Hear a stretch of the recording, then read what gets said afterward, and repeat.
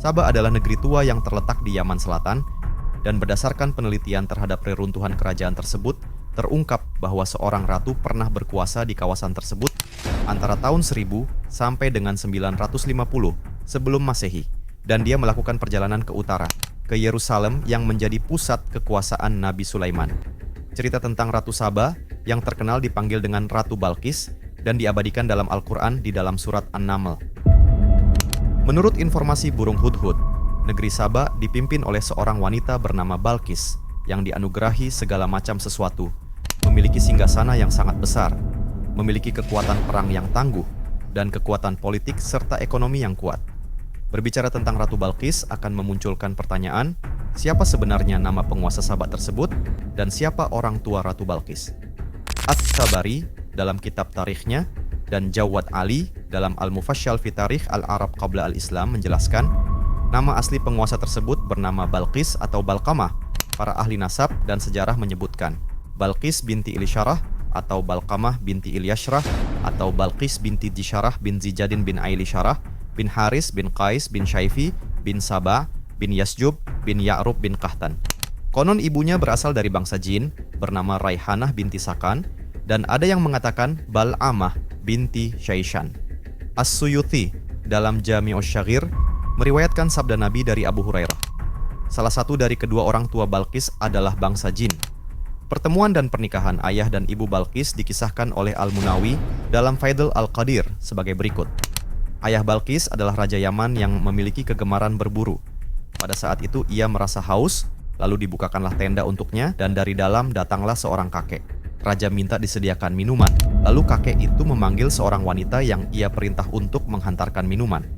Wanita itu kemudian keluar dan ternyata sangatlah cantik bagaikan matahari dan di tangannya memegang cangkir dari batu yakut. Raja tertarik pada wanita itu kemudian meminang pada ayahnya. Dan disebutkan bahwa ayahnya berasal dari bangsa jin. Ayah itu kemudian menikahkan putrinya dengan raja, tetapi dengan syarat jika raja menanyakan sesuatu yang dilakukan istrinya, maka pertanyaan itu menjadi talaknya. Dari pernikahan itu mereka dikaruniai seorang anak laki-laki, di mana sebelumnya raja belum pernah memiliki anak laki-laki.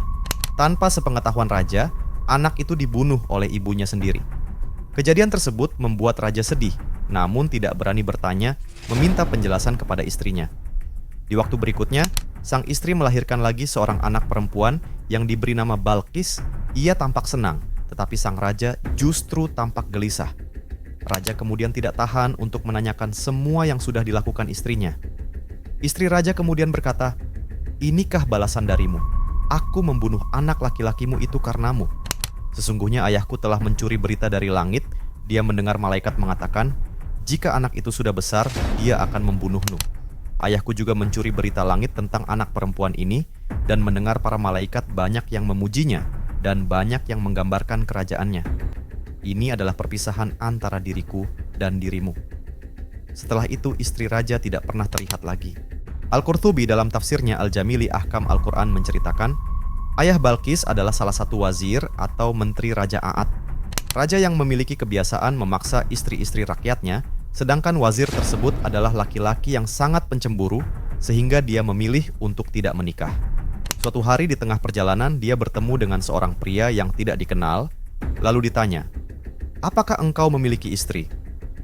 "Aku tidak akan menikah selamanya, karena raja di negeri kami suka memaksa istri rakyatnya," jawab wazir. Pria itu kemudian menimpali, "Jika engkau mau menikahi putriku, maka selamanya raja tidak akan bisa memaksanya." Wazir menjawab, "Tetap saja akan dipaksa." Pria itu menjelaskan, "Sesungguhnya kami adalah bangsa jin, di mana raja tidak akan mampu memaksa kami." Akhirnya wazir menikahi putri dari pria itu dan dikaruniai anak yang bernama Balqis.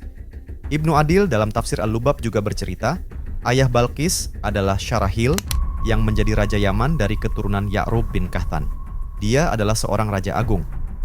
Suatu ketika dia berkata pada raja-raja sekitar, "Tidak ada satupun dari kalian yang kafa'ah atau sepadan dengan aku." Sehingga dia tidak mau menikah dengan putri para raja tersebut. Akhirnya dia dinikahkan dengan wanita bangsa jin yang bernama Raihanah binti Sakan, kemudian terlahirlah Balqis, dan dia tidak memiliki anak selain Balqis. Ternyata, masih banyak lagi cerita yang dikisahkan dalam beragam versi yang bertebaran dalam kitab-kitab lain. Sehingga Al-Alusi dalam Ruhul Ma'ani menyimpulkan, hadis yang menceritakan salah satu orang tua Balqis adalah jin merupakan hadis dhaif atau lemah, dan cerita seputar pernikahan mereka hanyalah legenda yang tidak terdapat dalam Al-Quran maupun hadis sahih. Asy-Syanqithi dalam Adwaul Bayan juga menyimpulkan, secara lahiriah, hadis tentang orang tua Balqis adalah hadis dhaif, begitu pula Atsar yang mengisahkan sejarah mereka berdua tidak memiliki dasar yang bisa dipercaya. Bahkan Al-Mawardi menentang pernikahan manusia dengan bangsa jin dan menilai sebagai sesuatu yang tidak rasional, karena mereka berasal dari jenis yang berbeda, sehingga memiliki tabiat yang berbeda pula. Manusia adalah jasmani, sedangkan jin adalah ruhani.